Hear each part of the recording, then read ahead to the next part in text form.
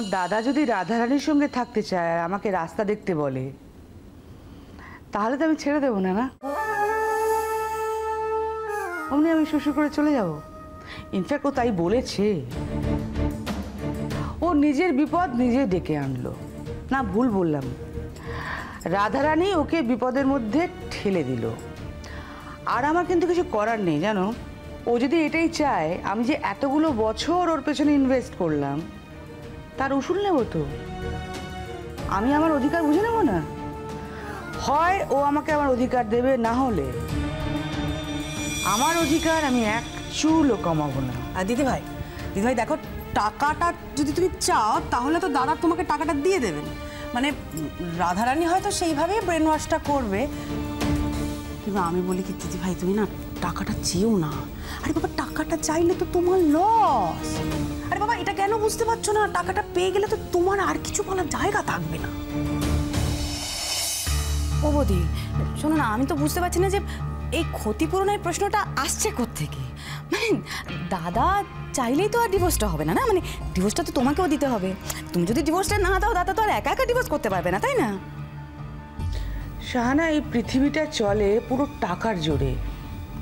আমি যে টাকাটা চাইবো সেটা যদি আমাকে দিয়ে দেয়, আমি চলে যাবো এই বাড়ি ছেড়ে।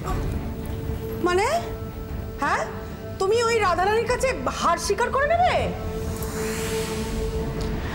আমি যে টাকাটা চাইবো সেই টাকাটা দিতে তোমার দাদাকে 3 বার জন্ম নিতে হবে কিন্তু। আর রাধারানীকে যদি বলা হয় এই বাড়ি বিক্রি করে টাকা দিতে তোমার দাদাকে, রাধারানী বাপ বাপ করে পালাবে। দেখো, এই পৃথিবীতে এই বাড়িটা ওর একমাত্র সম্বল। এই বাড়ি আঁকড়ে ধরে ও সারা জীবন বাঁচবে। এই বাড়িও বিক্রি করবে। আর যখনই ও রাজি হবে না, তখনই তোমার দাদা বুঝবে এ তোমার দাদাকে নয়, রাধারানী এই সম্পত্তিই চায়, আর কিছু নয়। দিদিভাই, এইটা তো তুমি খুব ভালো প্ল্যান এঁটেছ। গ্রেট, একেবারে গ্রেট আইডিয়া। এই না হলে আমার বৌদি। তুমি কি ভেবেছিলে বলো তো শাহানা?